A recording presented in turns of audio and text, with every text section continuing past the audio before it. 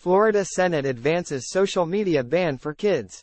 Tallahassee, Florida senators Monday evening moved forward with a proposal to try to prevent minors under age 16 from using social media, as lawmakers take on tech platforms that they say harm children. The Senate Judiciary Committee voted 7-2 to approve a bill, SB 1788, that is similar to a measure, HB 1, that passed the House last month and is a priority of House Speaker Paul Renner. While supporters described social media as harmful to children's mental health, they continued to face questions about the constitutionality of the proposal, which, in part, would prevent minors under 16 from creating social media accounts. Critics contend it would violate First Amendment rights. Senate sponsor Aaron Grall, a Vero Beach Republican who is an attorney, tried to stress Monday that the proposal is not about the content on platforms but about features that, in part, are addictive to minors.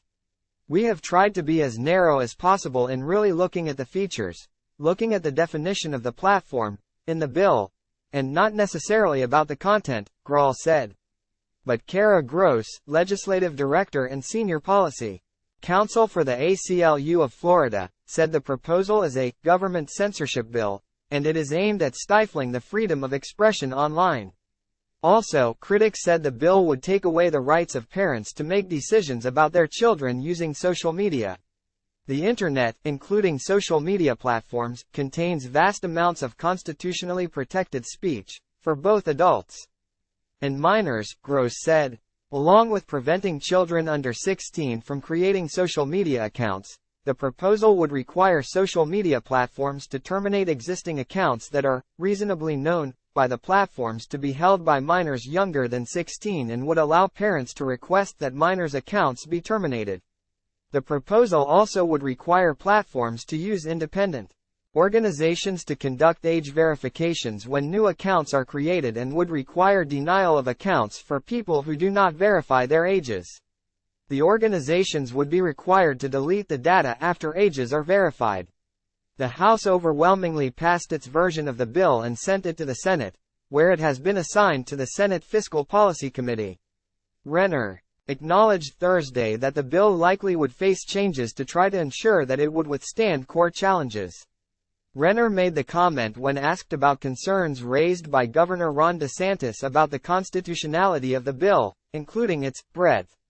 Renner said the House has been working closely with the Senate and DeSantis' office to agree on a bill that would be upheld by the courts. A House bill sponsor, Representative Tyler Soroy, was in the audience Monday watching the Senate Judiciary Committee discussion. Grall echoed themes that Renner has used, including that social media platforms target children with addictive features.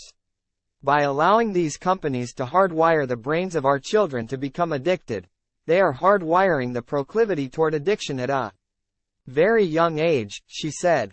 But Senate Minority Leader Lauren Book questioned the effectiveness of an all-abstinence approach, and pointed to parental rights. I don't want the government telling me what and how and what my children should be doing, Book said. That's my job as a parent.